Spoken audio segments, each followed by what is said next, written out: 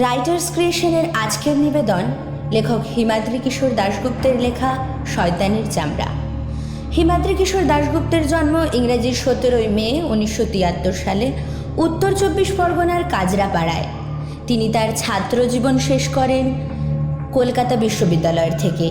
এখন তিনি সমগ্র কিশোর পত্রিকার নিয়মিত লেখক।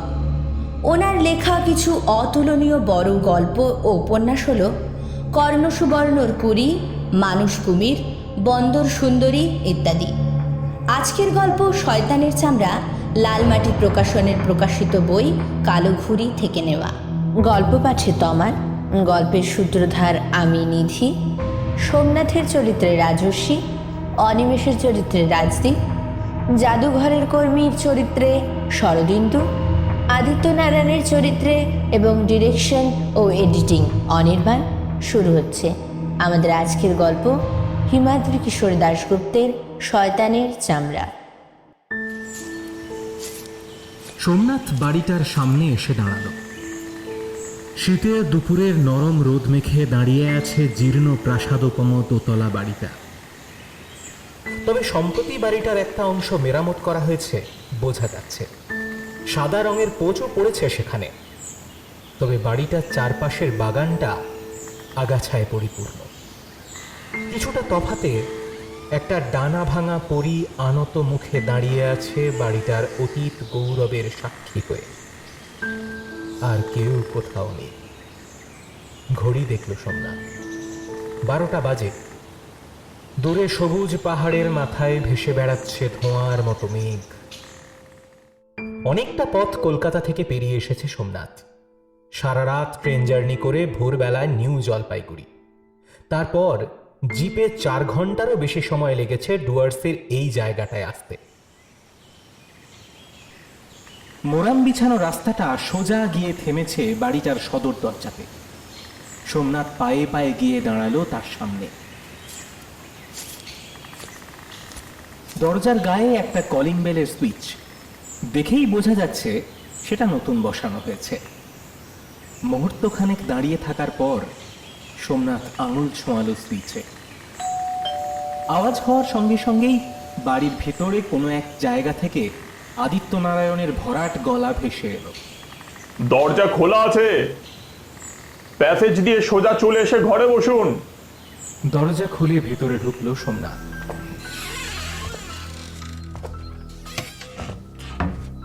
কিছুটা এগিয়েই একটা ঘর, তার দরজা খোলা। একটু ইতস্তত করে ঘরের ভিতরে পা রাখতেই চমকে গেল সোমনাথ। হলঘরের মতো বিরাট ঘরটাতে একটা মাত্র জানলা খোলা। আধো অন্ধকার খেলা করছে ঘরের মধ্যে। আর সেই ঘরে একোণ ওকোণ থেকে সোমনাথের দিকে তাকিয়ে আছে জোড়া জোড়া জলজলে চোখ, অস্পষ্ট সব অবয়ব। ঘরের ঠিক মাঝখানে কয়েকটা সোফা রাখা, তারই একটাতে সোমনাথ গিয়ে বসল। তার ঠিক উল্টো দিকের সোফার পাশ থেকে আরো এক জোড়া জলজলে চোখ তাকিয়ে আছে তার দিকে, যেন সে এখনই ঝাঁপিয়ে পড়বে তার উপর। একটু অস্বস্তি হলো সোমনাথের। সে ঘরের চারপাশটা ভালো করে দেখার চেষ্টা করতে লাগলো। চোখগুলো আগন্তুকের দিকে তাকিয়ে আছে।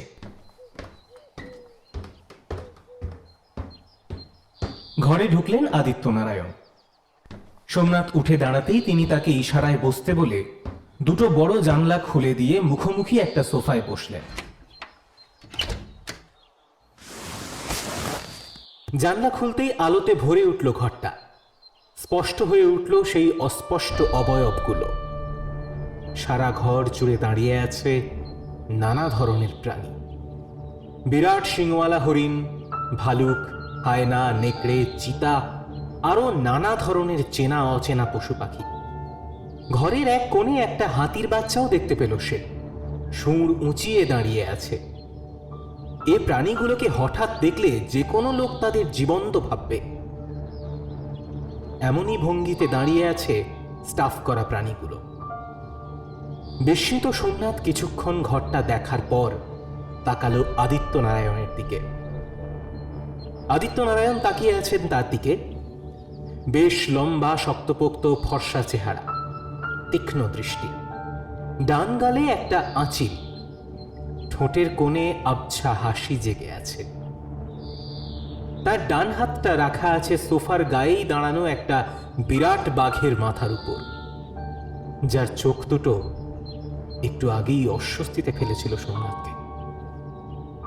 হয়তো এই বাঘটাই তিনি সোমনাথকে দেবেন কলকাতায় নিয়ে যাওয়ার জন্য। আদিত্যনারায়ণ প্রথম মুখ খুললেন। আপনার এখানে আসতে কোনো রকম অসুবিধা হয়নি তো? সোমনাথ জবাব দিল, না না না না না, হয়নি। নদী, পাহাড়, চা বাগান, জঙ্গল, আসার পথে দেখছিলাম। এই জায়গাটা কিন্তু খুব সুন্দর, তাই না? আদিত্যনারায়ণ মৃদু হাসলেন, তারপর বললেন, হ্যাঁ, সুন্দর জায়গা। আপনার ইচ্ছে হলে কয়েকটা দিন এখানে থেকে যেতে পারেন। এক সময় আরো সুন্দর ছিল জায়গা, এখন তো বন কেটে প্রায় সাফ করে ফেলেছে লোকজন। কিশোর বয়সে, বুঝলেন, কিশোর বয়সে আমি এই বাড়ির ঠিক পিছনেই একটা নেকড়ে মেরেছিলাম। প্রায় রাতেই বাঘের ডাক শোনা যেত বাড়ির ভেতরে বসে। তার কথা শুনে সোমনাথ জানতে চাইল, এ ঘরের এই প্রাণীগুলো কি আশেপাশের জঙ্গল থেকে শিকার করা? আপনি এসব শিকার করেছেন? আদিত্যনারায়ণ জবাব দিলেন, হ্যাঁ, আমারই শিকার করা। তবে ঘরের কোণে রাখা ওই যে ওই হাইনাটা ছাড়া কোনো কিছুই এ দেশের নয়। আর এই যে এই বাঘটা, এটাও নেপালের। এ দেশে তো শিকার নিষিদ্ধ। 16 বছর বয়সে আমি জার্মানি চলে যাই, সংসার পাতিনি। সারা পৃথিবীতে ঘুরে বেরিয়েছি শিকারের নেশায়। জার্মানিতেই ট্যাক্সিডার্মি বিদ্যাটা আমি শিখি। বলা ভালো, তার উপকরণ সংগ্রহের জন্যই বিভিন্ন প্রাণী শিকার করতে হয়েছে আমাকে। দেশে ফেরার সময় আমার সারা জীবনের কাজগুলো সঙ্গে করে এনেছি। আরো বহু জিনিস বাক্সবন্ধু হয়ে পড়ে আছে, সবকিছু সাজিয়ে উঠতে পারিনি। এরপর একটু থেমে তিনি বললেন, বাঘ তো নিতে এসেছেন, তা ট্যাক্সিডার্মি ব্যাপারটা কি তা নিশ্চয়ই জানেন। সোমনাথ বলল, এই যে মৃত প্রাণীর চামড়া দিয়ে অবিকল আসল প্রাণী বানিয়েছেন, এই বিদ্যাকেই ট্যাক্সিডার্মি বলে, তাই না? আদিত্যনারায়ণ যেন একটু খুশি হয়ে বললেন, এখন ট্যাক্সিডার্মি বলতে এটাই বোঝায়। তবে এটা অনেক কিছু নিয়ে একটা বড় ব্যাপার। ট্যাক্সিডার্মি শব্দটা গ্রিক ভাষা থেকে এসেছে, যার আক্ষরিক মানে হলো চামড়া প্রস্তুত বা সংরক্ষণ করা।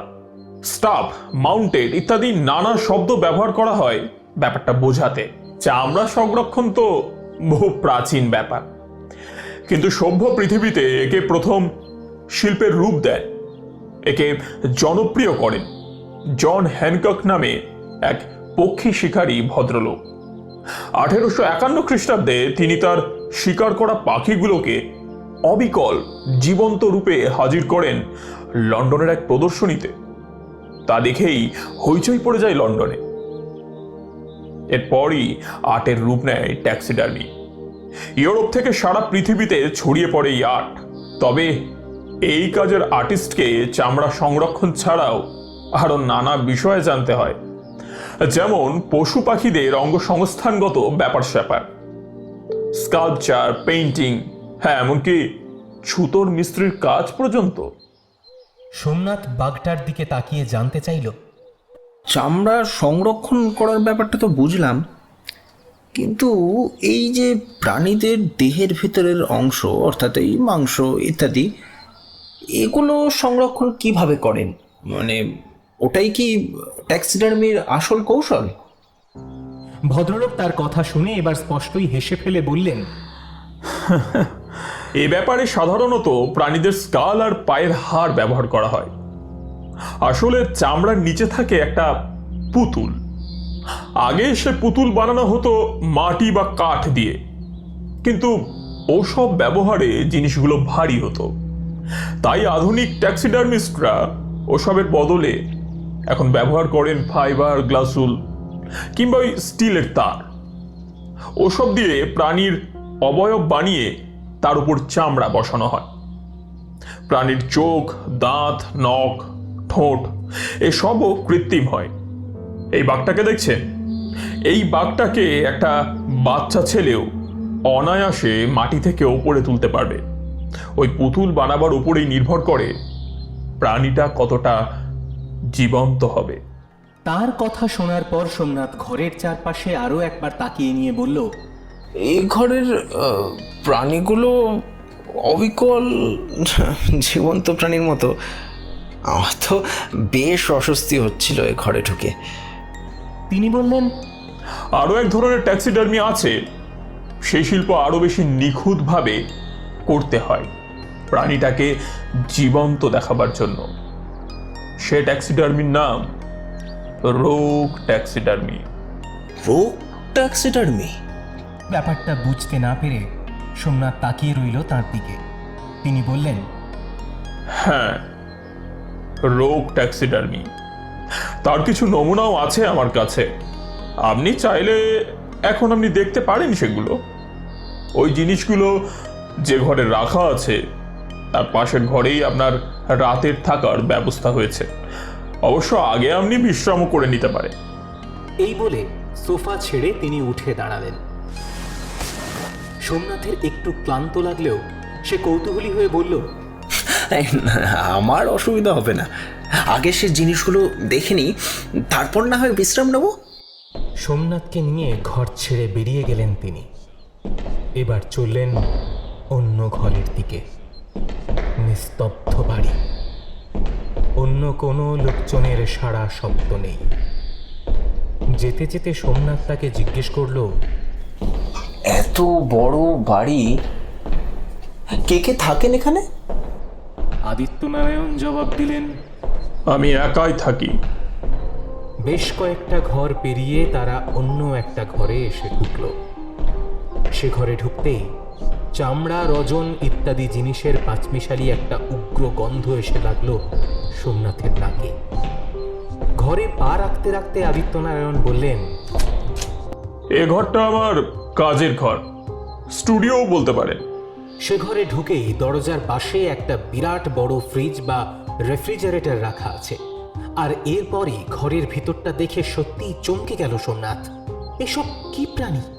এসব প্রাণী আবার হয় নাকি? কিম্ভূত কিমাকার সব জীব।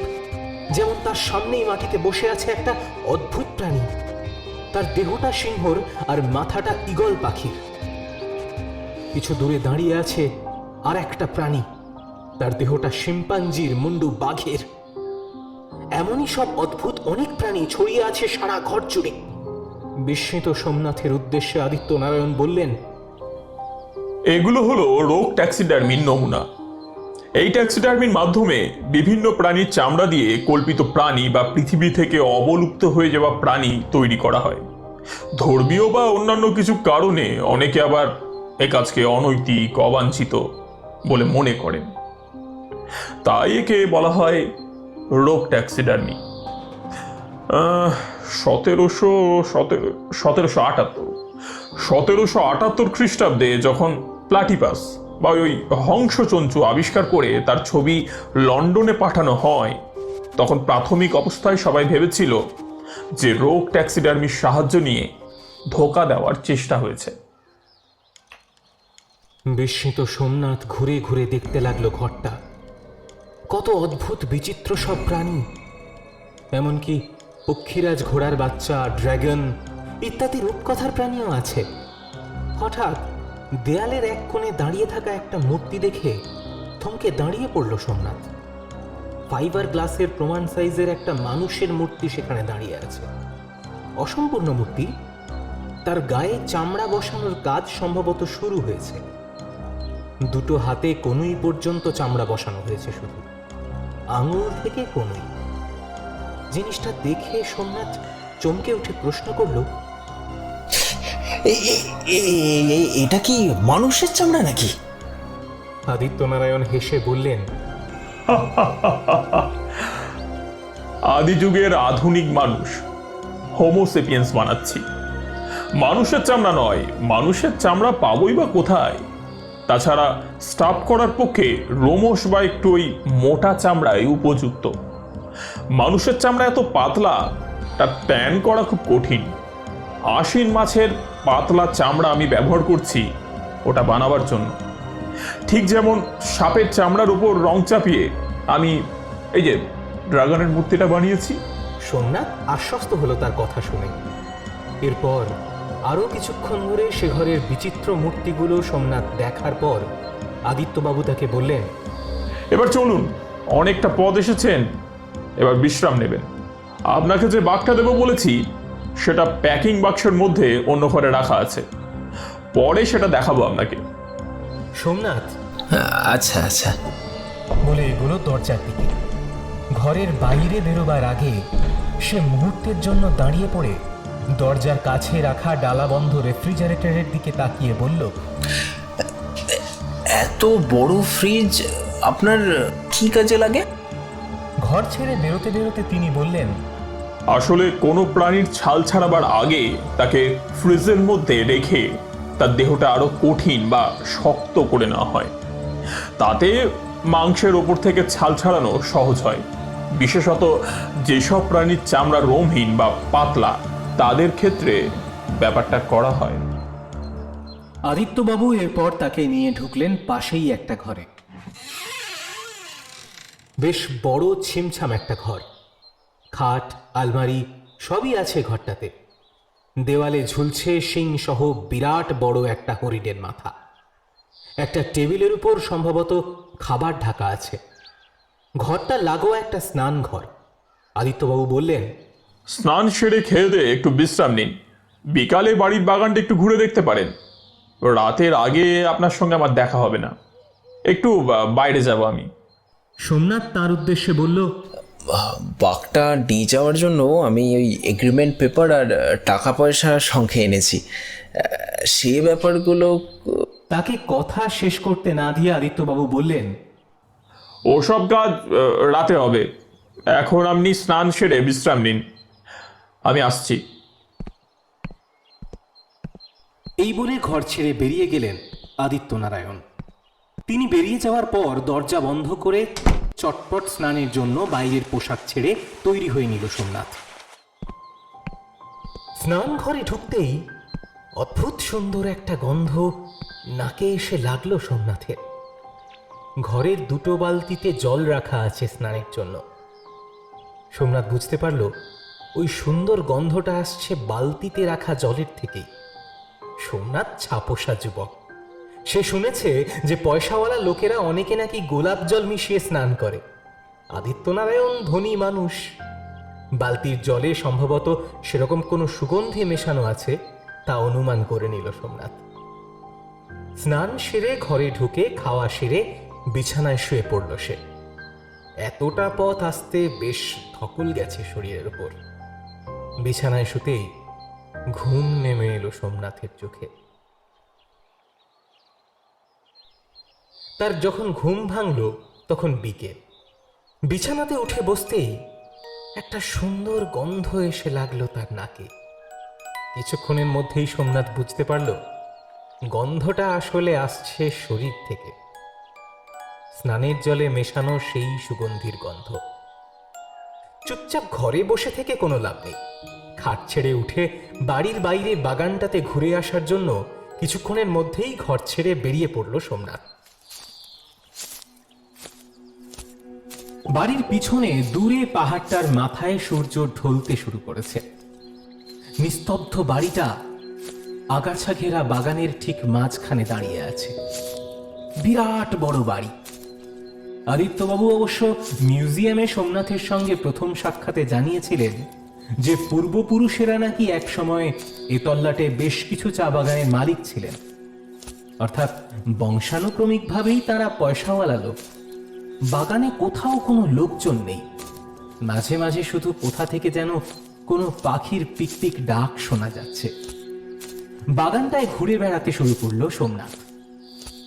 কিন্তু একসময় তার মনে হলো বাগানের ঝোপঝাড়ে সাপখোপ থাকতে পারে, সূর্য ডুবতে চলেছে, বাগানে বেশি হাঁটা চলা ঠিক নয়। তার চেয়ে বরং শুকনো ফোয়ারার পরিটার গায়ে যে বেদিটা আছে সেখানে বসা ভালো। বাগানে আর না ঘোরাঘুরি করে সোমনাথ গিয়ে সেখানে শ্বেতপাথরের বেদির উপর বসল। কিছুক্ষণের মধ্যেই পাহাড়ের মাথায় লাল আবির ছড়িয়ে সূর্য ডুবতে শুরু করলো। সোমনাথের মাথার উপর ট্যাঁ ট্যাঁ শব্দ করে ঘরে ফেরার জন্য সবুজ পাহাড়ের দিকে উড়ে চলল টিয়া পাখির ঝাঁক। অপূর্ব সুন্দর দৃশ্য। তন্ময় ভাবে সে দৃশ্য দেখছিল সোমনাথ। হঠাৎ তার কানে এলো কে যেন বলল, দাদা কি আদিত্য বাবুর বাড়িতে এসেছেন? গলাটা কানে যেতে সোমনাথ পিছনে ফিরে দেখল তার কিছুটা তফাতে বৃত্তাকার বেদির ওপাশে আছে একজন প্রৌঢ়। আপাদমস্তক শাল জড়িয়ে বসে পরিটার আড়াল থেকে উৎসুকভাবে তাকিয়ে আছে সোমনাথের দিকে। প্রশ্নকর্তা ওই লোকটাই। সোমনাথ স্মিত হেসে জবাব দিল, হ্যাঁ, এই আদিত্যবাবুর কাছেই এসেছি। আপনার পরিচয়টা? লোকটা জবাব দিল, আমি এই বাড়িতেই থাকি। দুঃখিত, আমি আপনাকে খেয়াল করিনি। আপনি কি আদিত্য বাবুর কোনো আত্মীয় হন? কোথা থেকে এসেছেন? সোমনাথ উত্তর দিল, না না না, আত্মীয় নই। আমি কলকাতা থেকে আদিত্যবাবুর কাছে একটা কাজে এসেছি। আমার নাম সোমনাথ পাত্র। তা দাদার পরিচয়টা কি? লোকটা প্রশ্ন শুনে মৃদু হেসে বলল, আমার নাম অনিমেষ। আমি আদিত্যবাবুর কাছে কাজ শিখতে এসেছি বাইরে থেকে। ট্যাক্সিডার্মির কাজ? সোমনাথের প্রশ্ন শুনে কয়েক মুহূর্ত তার দিকে তাকিয়ে থেকে সে বলল, সেই কাজ। আপনিও কি ট্যাক্সিডার্মি শিখতে এসেছেন নাকি? আদিত্যবাবুর সঙ্গে আপনার যোগাযোগ কিভাবে? আপত্তি না থাকলে বলবেন। সোমনাথ বলল, আমি ট্যাক্সিডার্মি সংক্রান্ত একটা ব্যাপারে এলেও কাজ শিখতে আসিনি। আসলে আমার একটা ছোট সাপ্লায়ার ফার্ম আছে। বিশেষত সিনেমা সেট সাজাবার জন্য নানা রকম জিনিস সাপ্লাই করি সিনেমার প্রোডাকশন ম্যানেজারদের। তো সম্প্রতি একটা সিনেমা সেটের জন্য একটা স্কার্ফ করা বাঘের প্রয়োজন। কোনো এক ওই পুরনো জমিদার বাড়ির দৃশ্যের ছবি তোলার জন্য সেটা কাজে লাগবে। অর্ডারটা আমি পেয়েছি, কিন্তু মুশকিল হলো এই জিনিস তো আর সব জায়গাতে পাওয়া যায় না। অনেক খোঁজ করে যখন জিনিসটা পেলাম না, তখন একজন ওই জাদুঘরে যাওয়ার পরামর্শ দিল। গেলাম সেখানে, কিন্তু কর্তৃপক্ষ আমাকে স্পষ্ট জানিয়ে দিল যে শুটিংয়ের কাজের জন্য সরকারি জিনিস কোনোভাবেই দেওয়া যাবে না। অগত্যা ব্যর্থ মনোরথে বাঘের সামনে দাঁড়িয়ে যখন ভাবছি কি করব, ঠিক তখন একজনের গলা শুনলাম, আপনার এরম একটা বাঘ কি সত্যিই প্রয়োজন? তাকিয়ে দেখি এক ভদ্রলোক আমার পিছনে দাঁড়িয়ে আছেন। তো আমি তাকে বললাম, আপনি কি করে জানলেন? আপনি কি জাদুঘরের লোক? তিনি জবাব দিলেন, না না, জাদুঘরের লোক নই। আপনি যখন তাদের সঙ্গে কথাবার্তা বলছিলেন, তখন তার কিছুটা কথা আমি দরজার বাইরে দাঁড়িয়ে শুনেছি। আমি একজন ট্যাক্সিডার্মিস্ট, অর্থাৎ এসব প্রাণী টানি বানাই। আমার নাম আদিত্য নারায়ণ চৌধুরী। ব্যাস, আমার পরিচয় হয়ে গেল তার সঙ্গে। তারপর আমি তাকে আমার সমস্যা খুলে বলাতে তিনি সাগ্রহ হয়ে আমাকে একটা বাঘ ভাড়া দেবেন বললেন। আর সেই বাঘটা নিতেই কলকাতা থেকে এসেছি আমি। এক টানা কথাগুলো বলে থামল সোমনাথ। অনিমেষ বলল, এবার ব্যাপারটা বুঝলাম। প্রথম দিককার মানুষ, অর্থাৎ আদিকালের হোমোসেপিয়েন্স একটা মূর্তি বানাচ্ছেন আদিত্যবাবু জাদুঘরের জন্য। সেই কারণে কিছুদিন ধরে জাদুঘরের কর্তৃপক্ষের সঙ্গে কথাবার্তা বলতে যাচ্ছেন। একটা বিশেষ ধরনের রোগ ট্যাক্সিডার্মি, প্রাচীন মানুষকে ফিরিয়ে আনা। সোমনাথ বলল, আদিত্যবাবুর কাছে হোমোসেপিয়েন্সের ব্যাপারটা শুনলাম, মূর্তিটাও দেখলাম চামড়া লাগানো শুরু হয়েছে, এই কোনোই পর্যন্ত লাগানো হয়েছে। আমি তো মানুষের চামড়া ভেবে একটু ঘাবড়ে গেছিলাম। আদিত্যবাবু জানালেন ওটা নাকি মাছের চামড়া। লোকটা এবার উঠে দাঁড়িয়ে একটু হেসে বলল, হ্যাঁ, ওটা মাছের চামড়া। আপনার সঙ্গে পরিচয় হয়ে ভালো লাগলো। এবার চাই, তবে তবে যাওয়ার আগে একটা অনুরোধ করছি। আমাদের এই সাক্ষাতের ব্যাপারটা আদিত্যবাবুর কাছে গোপন রাখলেই আমার পক্ষে ভালো হয় আর কি। লোকটার এই অদ্ভুত কথা শুনে সোমনাথ বিস্মিতভাবে বলল, সে না হয় রাখবো, কিন্তু কেন বলুন তো? আমরা তো কোনো গোপন আলোচনা করিনি, বা আদিত্যবাবুর সম্পর্কেও কোনো বাজে মন্তব্য করিনি। তবে সে বলল, তা করিনি, তবে তবে সাক্ষাতের ব্যাপারটা গোপন রাখতে বললাম অন্য কারণে। আমি আদিত্যবাবুর কাছে ট্যাক্সিডার্মির কাজ শিখছি নিতান্তই একটা শখের জন্য। সরকারি প্রতিষ্ঠান ব্যতীত অন্য কোনো জায়গাতে ট্যাক্সিডার্মি শেখানো বেআইনি কাজ। সরকার, মিউজিয়ামের কর্মী বা বন দপ্তরের কর্মীদেরই একমাত্র এই শিক্ষা দেওয়া হয় দেশে। চোরা শিকারীরা যাতে বন্যপ্রাণী হত্যা করে তার চামড়া এসব কাজে ব্যবহার না করতে পারে, সেই জন্য এই সরকারি নীতি গ্রহণ করা হয়েছে। আমি আদিত্যবাবুর কাছে যখন ট্যাক্সিডার্মি শেখার ইচ্ছা প্রকাশ করি, তখন তিনি আমাকে দুটো শর্ত দেন। প্রথমত, এই ব্যাপারটা আমি গোপন রাখবো, আর দ্বিতীয়ত আমি কোনো লোকের সাথে কথা বলবো না। কথা বলার লোক পাই না তো, হঠাৎই বুঝলেন আপনার সঙ্গে কথা বলে ফেললাম, সত্যটা বলে ফেললাম। আপনি জানলে রেগে যাবেন, তাই গোপন রাখতে অনুরোধ করছি। ঠিক আছে, আমি এখন যাচ্ছি। আপনার সাথে কথা বলে ভালো লাগলো। সোমনাথ জবাব দিল, আমারও ভালো লাগলো কথা বলে। লোকটা এরপর সোমনাথের থেকে বিদায় নেওয়ার জন্য এগোতে গিয়েও হঠাৎই থমকে দাঁড়ালো। বাতাসে জোরে জোরে শ্বাস টেনে সোমনাথের দিকে এগিয়ে এসে তাকে একটু অবাক করে দিয়ে বলল, এই মিষ্টি এই গন্ধটা কি আপনার গা থেকে আসছে? সোমনাথ বলল, হ্যাঁ, আমার গা থেকেই। স্নানের জলে কি একটা সুগন্ধি যেন মেশানো ছিল। তার জবাব শুনে লোকটা একটু বিস্মিতভাবে তাকিয়ে রইল সোমনাথের মুখের দিকে। ওভাবে তাকিয়ে থাকতে দেখে সোমনাথের কেমন যেন অস্বস্তি বোধ হলো। সে বলল, আপনি কি আর কিছু বলবেন আমাকে? ঠিক এই সময় একটা গাড়ির শব্দ শোনা গেল। শব্দ শুনেই দুজনে তাকালো সেদিকে। একটা জিপ ঢুকছে। আদিত্যনারায়ণ বাড়ি ফিরছেন।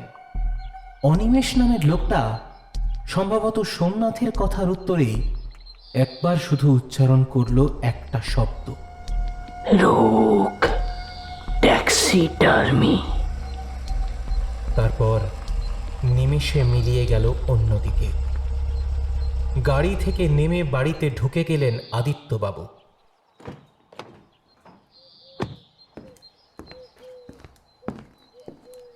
সেই লোকটাও চলে গেছে। আর এরপরেই হঠাৎ ঝুপ করে অন্ধকার নামতে শুরু করলো। সোমনাথ আবার বাড়ির ভিতর ঢুকে পড়ল। কোনো কাজ নেই সোমনাথের। ঘরে ফিরে এসে আদিত্যনারায়ণের প্রতীক্ষায় বসে রইল। সারা সন্ধ্যা দেখা মিলল না তার। ধীরে ধীরে রাত নামতে শুরু করলো। বাইরে যে ঠান্ডা নামছে তা ঘরের ভিতর বসেই অনুভব করতে পারল সোমনাথ। সারা বাড়িতে কোনো শব্দ নেই। কেমন যেন একটা অদ্ভুত নিস্তব্ধতা বিরাজ করছে সারা বাড়ি জুড়ে। সময় যেন থেমে আছে বাড়ির ভেতর, কিন্তু ঘড়ির কাঁটা নিজের নিয়মেই এগিয়ে চলল। রাত তখন প্রায় 9টা বাজে। অধৈর্য হয়ে উঠল সোমনাথ। সে ভাবতে লাগলো ঘর ছেড়ে বেরিয়ে আদিত্যবাবুর খোঁজ নেবে কিনা। ঠিক এমন সময় ঘরে ঢুকলেন আদিত্যবাবু। তিনি সোমনাথকে বললেন, প্যাকিং বক্স থেকে আপনার ওই বাঘটা বার করতে গিয়ে হাসতে দেরি হয়ে গেল। সোমনাথ বলল, আমি অনেকক্ষণ ধরেই আপনার জন্য অপেক্ষা করছি। এই কাগজপত্র সইসাবুত করতে হবে, তারপর কাল ভোরেই বাড়ি ছেড়ে বেরোতে হবে। বেশ রাত হলো। আদিত্যবাবু বললেন, চলুন তবে আমার ওই কাজের ঘরটাতেই যাই, কাগজপত্রও সেখানে নিয়ে চলুন, বাঘটা ওখানেই রাখা আছে, দেখুন আগে জিনিসটা আপনার পছন্দ হয় কিনা। সোমনাথ বলল, তাই চলুন। সোমনাথকে নিয়ে ঘর থেকে বেরোতে গিয়ে চৌকাঠের সামনে একবার থমকে দাঁড়ালেন আদিত্যবাবু। পেছন ফিরে সোমনাথকে জিজ্ঞেস করলেন, এখানে আসার ব্যাপারটা আপনি কাউকে জানাননি তো? ব্যাপারটা আমি আপনাকে গোপন রাখতে বলেছিলাম, কারণ এইসব মূল্যবান জিনিস কেউ কাউকে দেয় না। মিউজিয়ামে আপনার সঙ্গে কথা বলে আমার ভালো লেগেছিল বলে জিনিসটা আপনাকে দিচ্ছি। খবরটা জানাজানি হলে অন্যরা আবার এসে এসব চেয়ে বিরক্ত করবে। সোমনাথ উত্তর দিল, না না, আপনার এখানে আসার খবর আমি কাউকে জানাইনি, আপনি নিশ্চিন্তে থাকুন। সোমনাথের কথায় হাসি ফুটে উঠল আদিত্যনারায়ণের ঠোঁটে। আদিত্যনারায়ণ সোমনাথকে নিয়ে হাজির হলেন সেই রোগ ট্যাক্সিডার্মির ঘরে। উজ্জ্বল আলো জ্বলছে ঘরে, একটা চাপা গো গো শব্দ হচ্ছে ঘরটাতে। রেফ্রিজারেটরটা মনে হয় চালু করা আছে। বিরাট বড় একটা কাঠের বাক্স এনে রাখা হয়েছে ঘরের এক কোণে দেয়ালের গায়ে। দরজার পাশ থেকে পেরেক তোলার শাবলের মতো একটা লোহার দণ্ড তুলে নিয়ে আদিত্যবাবু সোমনাথকে নিয়ে এগোলেন সেই প্যাকিং বাক্সের দিকে। শাবলের ফলায় চার দিয়ে কাঠের প্যাকিং বাক্সের চারপাশের ডালা খুলে ফেলা হলো। বাক্সর ভিতর দাঁড়িয়ে আছে বিরাট বড় একটা বাঘ, অপূর্ব সুন্দর দেখতে। তার হলুদ কালো ডোরা কাটা চামড়া ঝিলিক দিচ্ছে বিজলি বাতির আলোতে।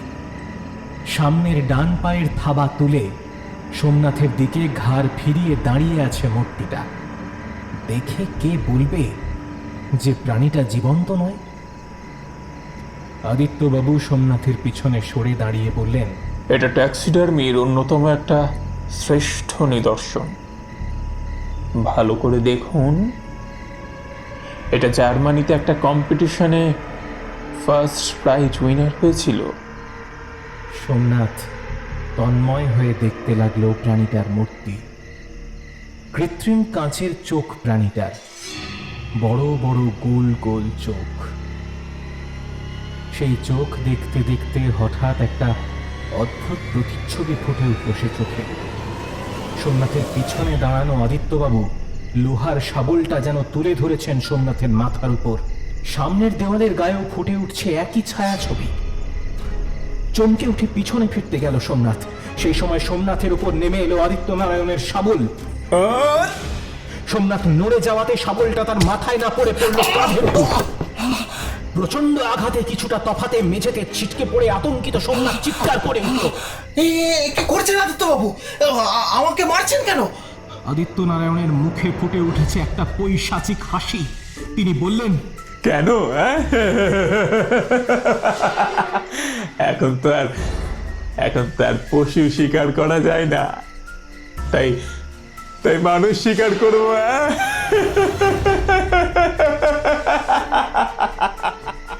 সোমনাথ বলে উঠল, আপনি কি পাগল হয়ে গেছেন? কি বলছেন কি? আদিত্যবাবু বললেন, না না, আমি পাগল হইনি। রোগ ট্যাক্সিডার্মির কাজে ওই ওই ওই ওই হোমোসেপিয়েন্সের মূর্তিটা বানাবার জন্য আপনার চামড়াটা যে দরকার সোমনাথ বাবু। মানুষের চামড়া না হলে ওটা আসল মানুষের চামড়ার মতো দেখাবে কি করে? এই বলে অট্টহাস্য করে তার দিকে এগিয়ে আসতে লাগলেন তিনি। উঠে দাঁড়াবার শক্তি নেই সোমনাথের। প্রচন্ড আতঙ্কে বলে চিৎকার করে চোখ বন্ধ করে ফেলল সোমনাথ। শাবল উঁচিয়ে সোমনাথের দিকে এগিয়ে আসছে সাক্ষাৎ শয়তানের চামড়া গায়ে দেওয়া আদিত্য নারায়ণ। এবার শেষ আঘাত নেমে আসবে সোমনাথের উপর। ঠিক এই সময় প্রচন্ড শব্দ করে কেঁপে উঠে রেফ্রিজারেটরটা হঠাৎ থেমে গেল। চোখ খুলে সোমনাথ দেখতে পেল থমকে দাঁড়িয়ে পড়েছেন আদিত্য নারায়ণ। তার দৃষ্টি রেফ্রিজারেটরের দিকে নিবদ্ধ। চোখে যেন একটা অদ্ভুত বিস্ময়ের ভাব। আর রেফ্রিজারেটরের ডালা খুলে তার ভেতর থেকে বেরিয়ে আসছে একটা লোক। আরে এই যে বিকেলের সেই বাগানে দেখা লোকটা। ঠান্ডা বাক্স থেকে নেমে মেঝের উপর দাঁড়ালো সে। তারপর আদিত্য নারায়ণের উদ্দেশ্যে হেসে উঠে বলল,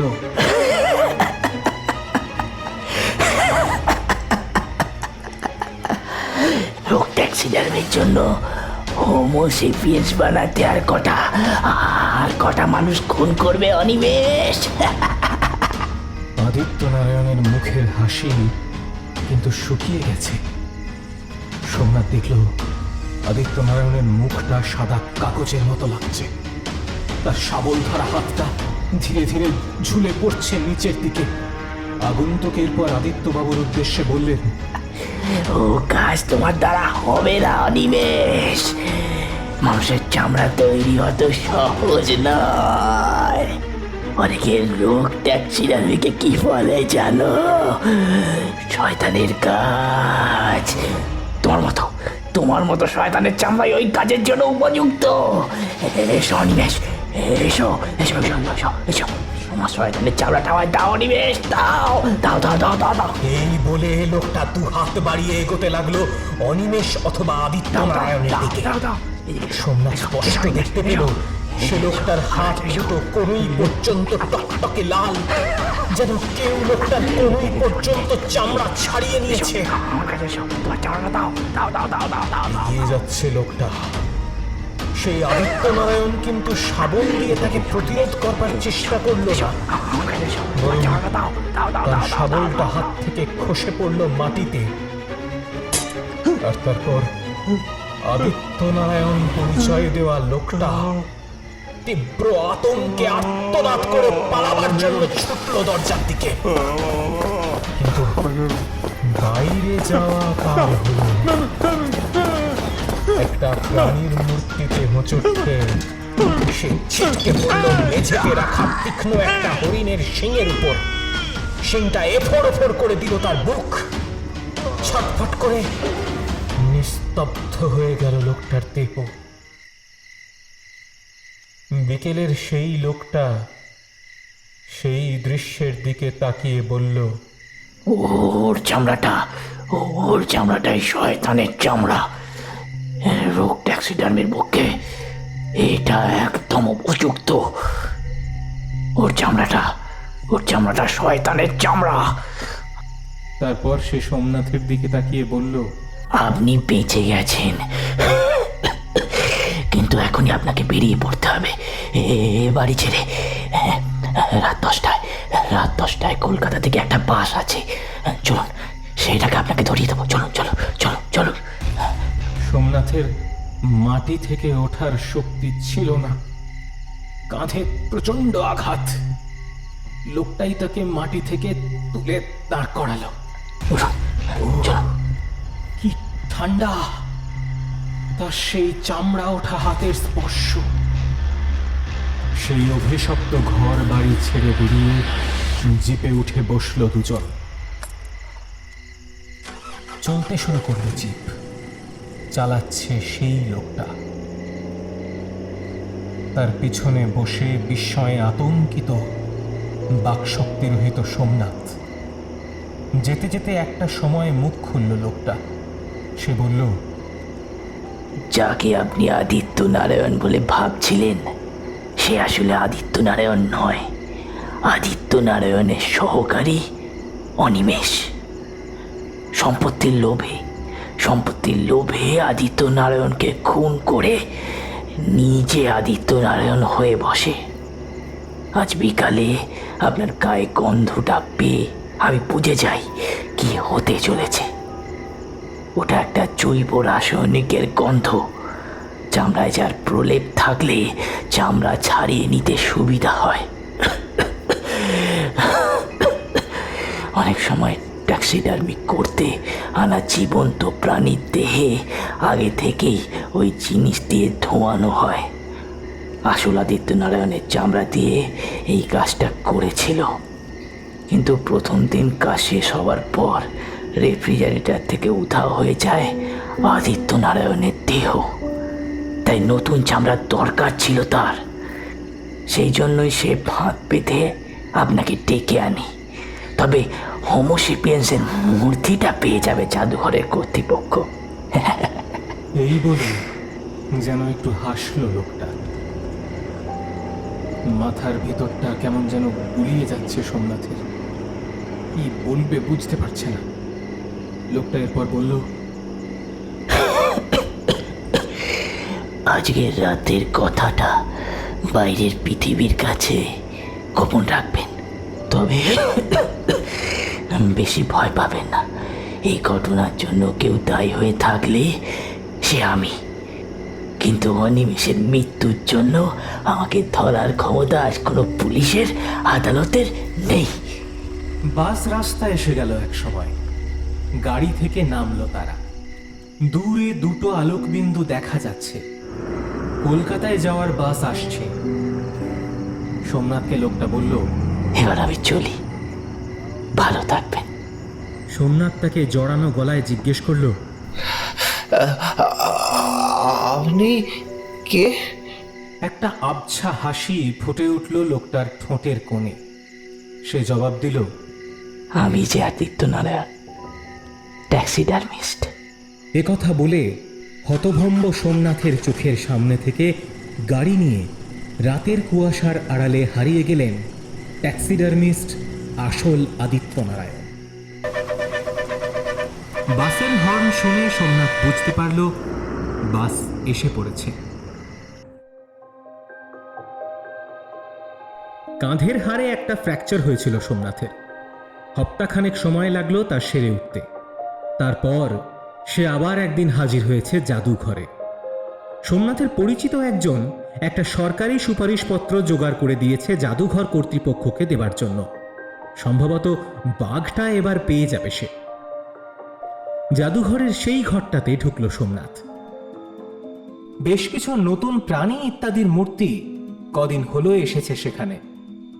একটা কাচের বাক্সে রাখা হয়েছে একটা হোমোসেপিয়েন্সের মূর্তি। আগ্রহ নিয়ে সোমনাথ দাঁড়ালো সেই মূর্তির সামনে। ঠিক যেন একটা আসল মানুষ, আধুনিক আদি মানুষ। তবে তার মুখটা কিছুটা যেন বড়, বাঁদরের মতো। হঠাৎ সেই মুখে একটা অদ্ভুত জিনিস লক্ষ্য করল সোমনাথ। সেই মানুষটার ডান গালে জেগে আছে বেশ বড় একটা আঁচিল। হোমোসেপিয়েন্সের গালেও কি আঁচিল থাকতো? ব্যাপারটা ঠিক জানা নেই সোমনাথের। সোমনাথের পিছনে জাদুঘরের একজন কর্মী এসে দাঁড়িয়েছে। সোমনাথের উদ্দেশ্যে সে বলল, আদিত্যনারায়ণ বলে একজন ট্যাক্সিডার্মিস্ট জিনিসটা তৈরি করে পাঠিয়েছেন। কি নিখুঁত কাজ! চামড়াটা একদম আসল মনে হচ্ছে। মুহূর্তের জন্য সোমনাথের চোখে ভেসে উঠল একটা আঁচিলওয়ালা মানুষের মুখ। সে বলে উঠল, রোগ ট্যাক্সিডার্মি। লোকটা হেসে বলল, হ্যাঁ, রোগ ট্যাক্সিডার্মি বলে একে। আপনি ব্যাপারটা জানেন দেখছি। এবার কিরেটার সাহেবের ঘরে চলুন। তিনি ট্যাক্সিডার্মি করা বাঘটা আপনাকে নিতে ডাকছেন।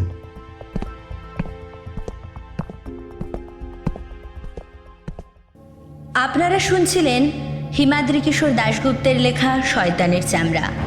গল্পটি ভালো লাগলে আপনার আত্মীয় পরিজন ও বন্ধুদের সাথে শেয়ার করুন, লাইক করুন ও কমেন্ট করে জানান আপনার মন্তব্য। এই ধরনের আরও সুন্দর গল্প শুনতে ফলো করুন আমাদের ফেসবুক পেজটিকে ও সাবস্ক্রাইব করুন আমাদের ইউটিউব চ্যানেলটিকে।